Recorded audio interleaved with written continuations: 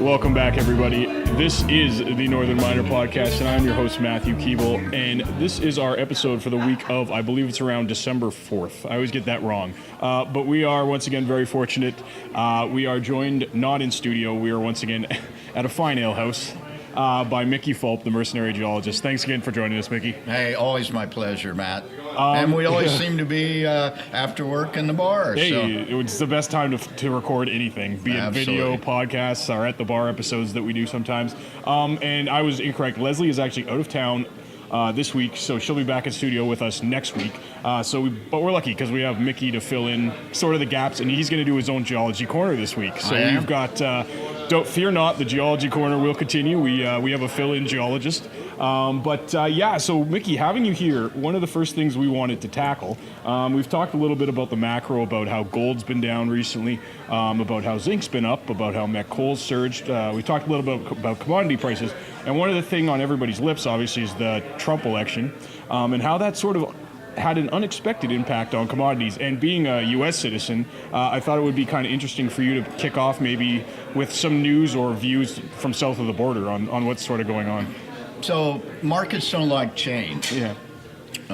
Markets like volatility, and change generates volatility. So what happened immediately was Wall Street was wringing its hands about a Trump victory and what that was going to do, and commodities experts were wringing their hands and maybe their necks. But it's been very good.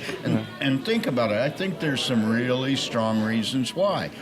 He ran on infrastructure build-out and making America great again and bringing jobs into America. And man, he's a Wall Street guy. Yeah. He's anti-regulation. He's anti-bureaucracy. He's gonna, if he gets what he says he's gonna do done, he's gonna reduce a really ridiculous corporate tax rate, which is 39% in the U.S. Yeah. He's gonna make overseas corporations with U.S. headquarters repatriate profits into the U.S. So that's all good. And this infrastructure build-out has been very good for industrial metals and commodities. Oh, yeah. And why do you think maybe Wall Street so poorly read the gold reaction to a potential Trump election? It was just, they thought it was just going to go, you could even see the futures buying the night of the election while the votes were coming in, and they were buying up.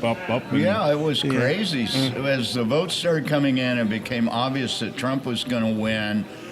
Markets overseas, and this happened overnight, so it happened in Asian markets and in the London market.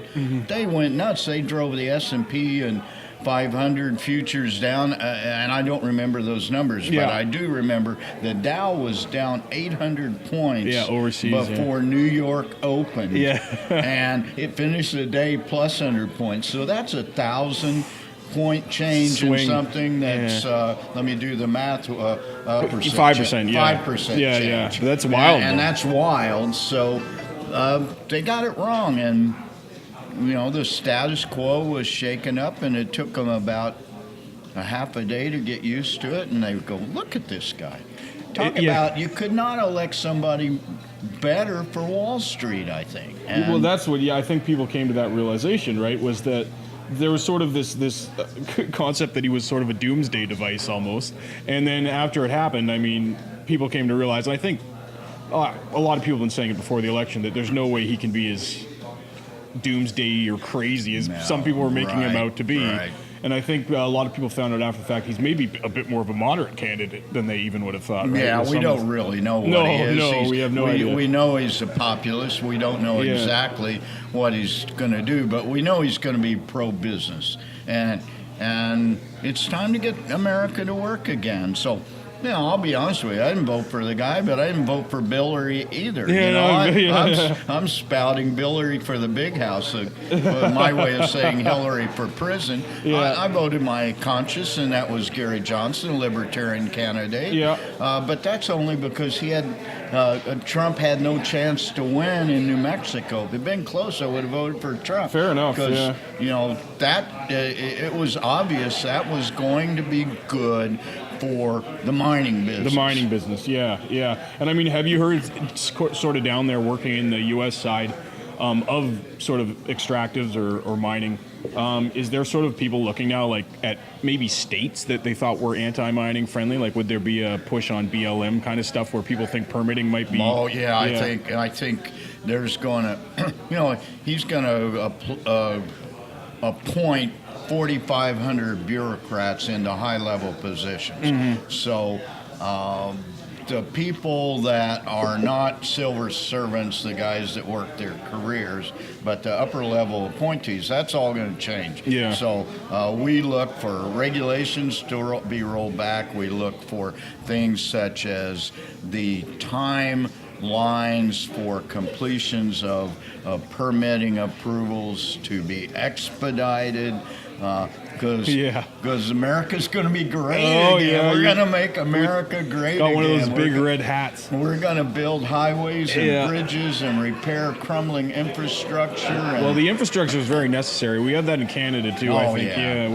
We need infrastructure spending, not just for the quantitative easing theoretically, but also just to fix it, right? Well, you brought up a good point. I'm going to go off topic a little bit here, but and that's quantitative easing, and that's what most world governments did post-global economic crisis. What did China do? They didn't do that. I mean, they printed a bunch of yuan, but they did not buy their own bonds. And they built infrastructure. They stimulated their economy by building infrastructure. So look at what we're doing. What would be 8 years later, 7 years later, we're going to do what the Chinese did, and that's going to create demand for metals. We're not as big as China with our demand, but we're as big as the entire continent of Europe. Exactly.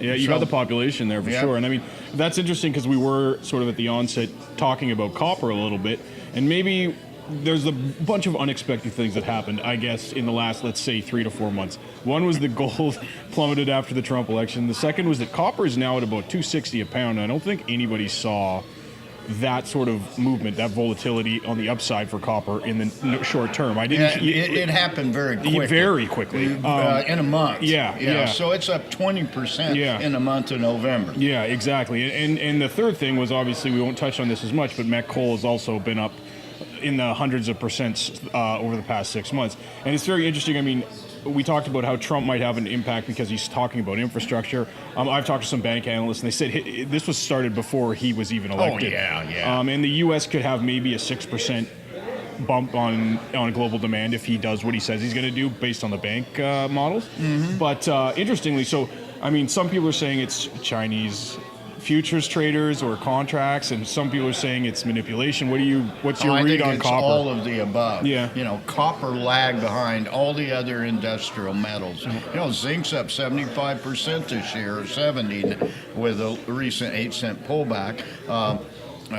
Iron ore's up 60%. So what happened, I think, when we saw this happening in the beginning of the year, hedge funds who are generally contrarians, and they said, okay, what's our next beat-down sector? Now it's the time to run this sector. Let's run it up. And they've done that. So it's a combination of better economic numbers coming out of China. It's speculators moving into these markets. It's the Trump infrastructure build out. Mm-hmm. And it's the fact that these metals, we're in a 5-year bear market, and that's the end of a normal cycle. 4 to 7 years is a commodities subcycle within a secular bull market trend, if you will, of 20 to 30 years. So it was just time, and the speculators move in. And look at copper. Copper lagged everything else all year long, and it's finally catching up. It wasn't, a couple of months ago I'm saying, watch copper by the end of the year. It's lagging, and it's in supply deficit. And, it's a very tight market. Copper very much so. Is always supply-demand balance is key to it. I was looking at that recently, actually, the numbers on that, and it's funny how the narrative changed in about 6 months, where they're like, we're going to be in oversupply through 2020. And now a lot of the banks are modeling 2018, early 2019. Here's what the banks do every year. Most of them, they bake in a 20% supply disruption into their numbers. I read this too. So Barclays is just notorious for getting it wrong. And the other people that get it wrong all the time is Codelco. You see what Codelco's saying, and then you do just the opposite. It's kind of like Gartman. When you go, whatever Gartman says on CNBC, do just the opposite, do the other, and you're probably going to make money. Now I'm being a little harsh on Dennis Gartman. I know Dennis, but it was time. You saw it coming, and contrarian's position before it comes, and it doesn't surprise me that copper's made this 20% rise. It surprises me very much how rapidly it happened. And I'll tell you what I think needs to happen right now. It needs to consolidate at this level, take a small step back, and not... I don't like exponential curves. No, nobody likes exponential curves. Well, some people do. Well, I guess some people chase them. But you want to see You want to see 2 steps forward, 1 step back. Yeah, like sustainable growth, basically. Yeah. Absolutely. And interestingly enough, I've actually been talking to some of the copper producers around Vancouver and in Canada, and they're as shocked as anybody else. They were like, well, we were modeling. Like you saw like Capstone do those hedges of copper at like well below spot now, and it's like some of the producers were just as caught as by surprise as everybody else by that sort of increase. And it's just funny how a lot of people throw it at the feet of China really heavily, which probably is to a large part true.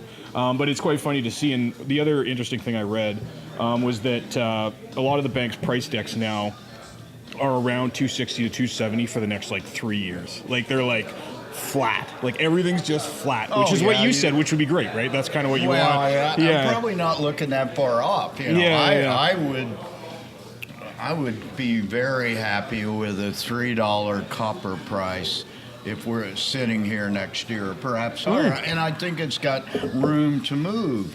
There's been a lot of copper taken off the market, and it's easier to pull it off than it is to restart it. Matt, there's 85 million more people on the planet every year. You look at the copper demand curve or use curve from 1900, it grows shy of depressions, recessions, and wars, consistently grows at somewhere between 3 and 4% annual growth demand per year. Last year was an anomaly at 2.5%.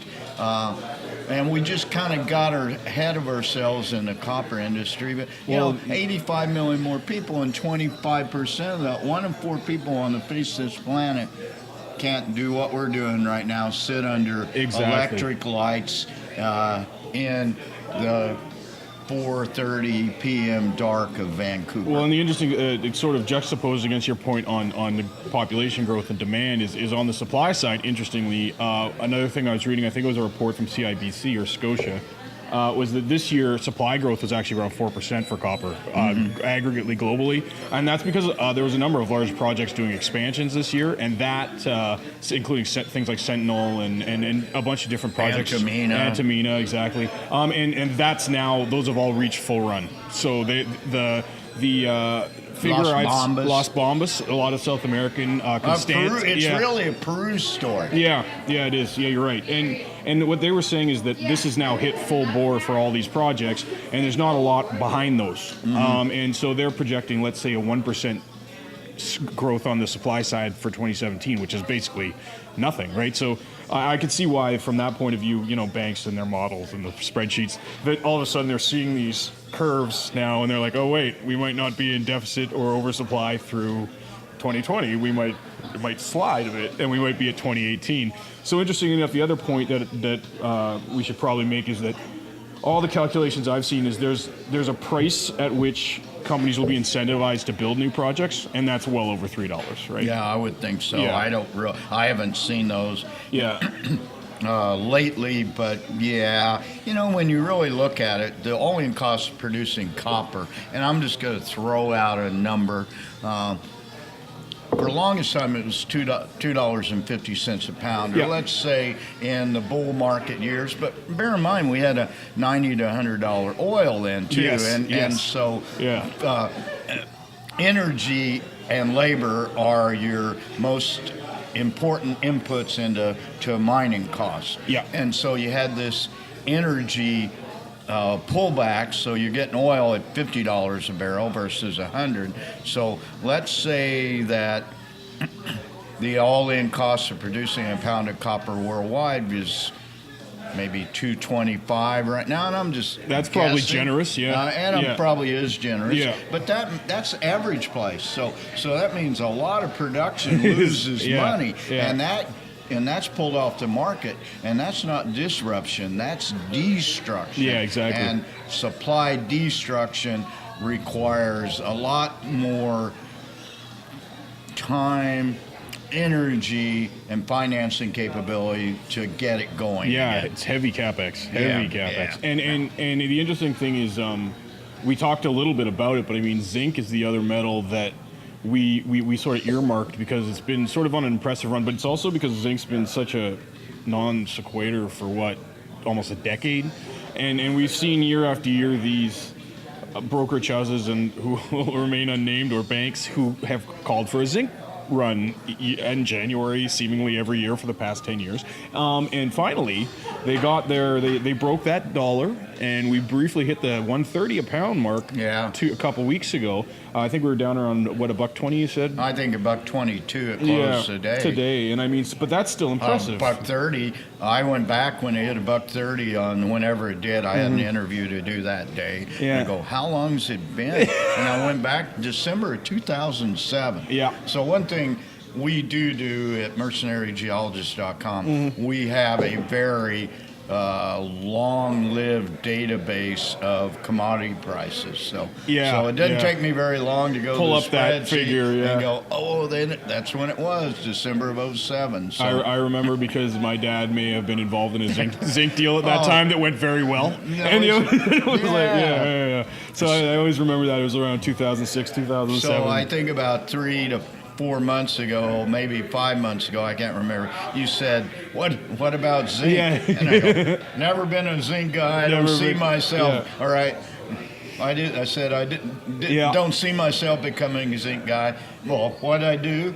Got into a zinc deal. I went to a startup zinc play, just floated on the Toronto Venture Exchange in a first round of financing, which is going to be closed very soon. Yeah, so I'm in a zinc deal in South Central Ireland.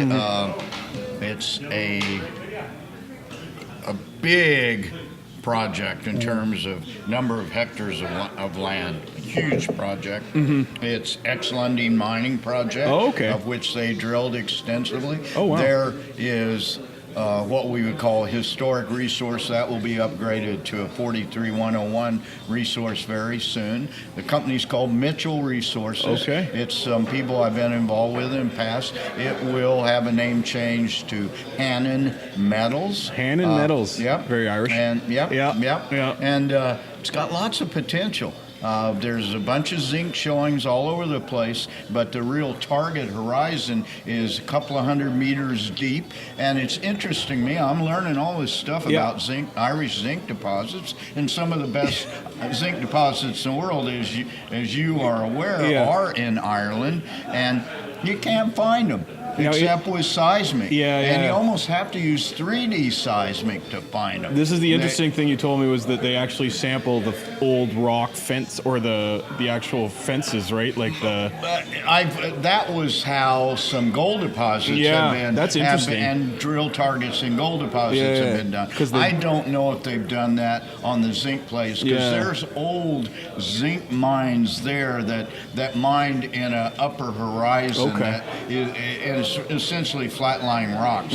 So those upper rocks are not the preferred host for what essentially, throw a little geology out here, Mississippi Valley type lead zinc deposits, and And even in Missouri and Tennessee, those things are nearly impossible to Well, that's to what you said. find. Everything's just under grass, basically, there, right? Like, it's just green. Just green. I've never been to Ireland, but it's funny. But I will be there soon. I've I walked hope. by those because what you were saying is they obviously dig up rocks to build the sort of barriers or fences or whatever you call walls, them. I guess, Almost like castle walls. And miners have gone and sampled those, which I found that's super interesting actually. That it'd be like, these old rocks that they dug up out of basically a trench. They trenched it for you and put it in a wall, which is super interesting. Yeah, and probably it happens when farmers are plowing their fields and they hit. I presume it's glacial till. Yeah. So you hit these boulders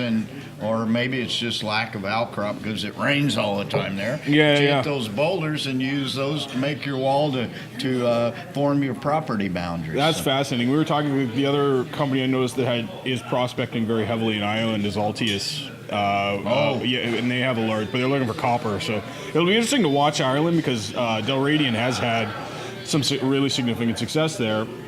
And it'll be interesting to see if other companies like what you're getting involved in, or if Altius ends up farming some of their stuff out, if Ireland starts becoming this sort of hot jurisdiction. I'd love to go to more site visits there. So, hey, if you have a project there and you want to take the Northern Miner, call me. Don't call anyone else. I want to go to the Guinness factory in Dublin. That's what I want to do. But anyways, so without further ado, we do need to fill the Geology Corner this week. Okay. And Mickey has graciously volunteered. Leslie is out of town on one of her many site visits, so she'll be back in studio next week. But Mickey has been very, very kind to us, so he's going to be our fill-in geologist for this week. So what do you got for us, Mickey? Well, we were talking yesterday. Yeah. And we were talking about copper. And one of the things I'm doing right now is I'm trying to do a copper deal in Africa. Yep. Not really an Africa guy, but I got thrown a project at me by some guys, and they said, "Can you find a home for this?" I looked at it, and 1 out of 20 that I see will even pique my interest, but this one did, and it's copper oxide project. So you and I were talking yesterday, and I immediately thought of ISR or in situ. Right. Now this it will be a heap leach solvent extraction copper deposit. So we were talking, and you kind of told me, well, I don't really know anything about oxide copper. You didn't really know how important it was. Yeah. Well, about somewhere between 15 and 20% of the world's copper production on a yearly basis comes from heap leach, solvent extraction, electrowinning. I know that's a bunch of words. Yep. We got to throw open pit in there. Yep. Copper oxide deposits. Yeah, that number would surprise me when you sent me the graph. And some of the biggest porphyry deposits in the world, but it's essentially oxidized copper very near the surface. And what happens in copper deposits, the sulfides are easily weathered. And when they are weathered, you got rainfall, and it mixes with the pyrite content in any of these big porphyry copper deposits. Okay. And you do one of two things. If you got enough pyrite and acid generating capacity, sulfuric acid, naturally occurring from rainwater and pyrite supplies, then if you got enough acid, you form what's called a chalcocite blanket. Okay. And these are what's called the high-grade chalcocite blankets, which make a lot of porphyry coppers in the world work because they can be very high grade. And you essentially take all that copper for maybe 100 meters from the surface or even 200 meters, and you leach it down to the water table, at which time the pH and EH changes, and you precipitate out all this copper. If you don't have enough acid generating capability, which is meaning your copper to iron ratio is high, you leave this copper on the surface or near the surface as what we commonly know as copper minerals, the green and the blues and the really pretty the stuff geologists love to see. Yeah. And so about 50 years ago, let's say, the U.S. Bureau of Mines found a new way to deal with that stuff. Okay. So it's much like oxide gold deposits where you heap leach and you recover with zinc plants or carbon in pulp plants. The same sort of thing. Yeah. So anyway, it's 15 to 20% of the copper market in the world, and it's very cheap to do. It doesn't require smelting. The end product, so you leach the copper with dilute sulfuric acid, and you run it through a circuit. It's all closed loop. You precipitate the copper out on resin, the solvent extraction, and then you electrowin it where you plate it onto steel cathodes. Yep. And you just and we've seen those sheets. Everyone's seen those sheets of copper. They're pretty beautiful, down actually. the highway. Yeah. And the beauty of it is it's so cheap to do, and the beauty of it is it comes out 99.99% pure copper, and it doesn't go to the smelter, doesn't go to refinery, goes straight to the rod mill or the wire mill as a finished copper product. And you told me the interesting story about how Antofagasta was essentially founded on these types of oxide deposits. It was a family business where they had and so these things generally occur in semi-arid climates or in climates in which there is a dry season and a wet season.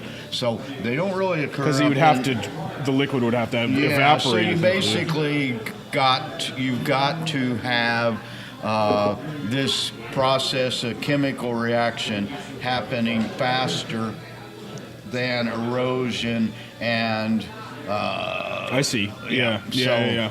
For it to actually be preserved. So they don't occur in BC to any extent. They don't occur in Alaska, but they do occur in New Mexico and Arizona and Utah and Mexico. Africa, as you mentioned. And Chile and Peru and the Atacama and certain parts of Africa where there's seasonal wet, dry climates, and you can make a lot of money because they're generally. They can be small, they can be low capex, and because you're not building a big. In the copper oxide business, we like to use. I use an expression. It's a cow mooing to be milked, and they can generate tremendous amounts of cash flow for a very small capex. Now, it sounds like they've been leveraged historically by producers to make quite a bit of money. Some of the larger companies. You mentioned Morenci, which is Morenci is one of the largest, certainly top 5 copper producers in the world. Which Freeport sold, everyone remembers, earlier this year. It's all heap leach SXEW, as is Santa Rita now in New Mexico, and a significant portion of Chuquicamata, the world's largest copper deposit,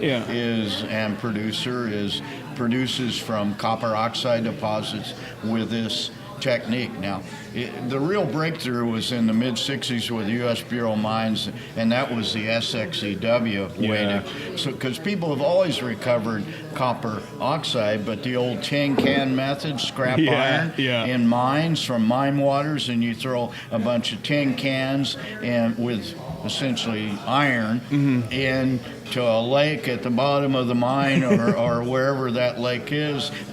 You take those tin cans and you process those, and you end up with something called cement copper, which generally runs about 75% pure copper, and it's got to go to the smelter. And is that still fairly prevalent as well? It is in third world countries. Certainly prevalent in the copper belt of southern Africa. Okay, that's interesting. And so one question I ask is you hear about.